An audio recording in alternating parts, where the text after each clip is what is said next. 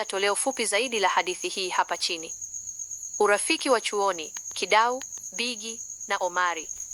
Siku ya kwanza katika chuo cha Microtech Institute, wanafunzi wapya walifika wakiwa na hofu na ndoto mpya.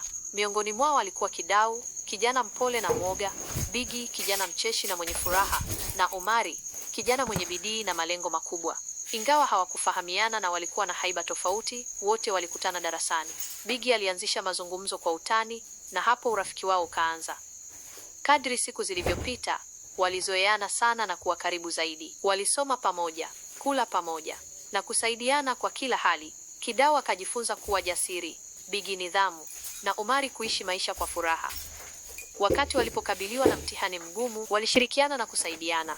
Hawakukata tamaa, na mwishowe wote walifanikiwa katika masomo yao, lakini zaidi ya hayo, walithamini urafiki wao.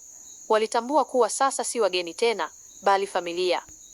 Ujumbe: urafiki wa kweli huanza bila kutarajia, na kushirikiana na kusaidiana ndiyo siri ya kushinda changamoto na kufanikiwa.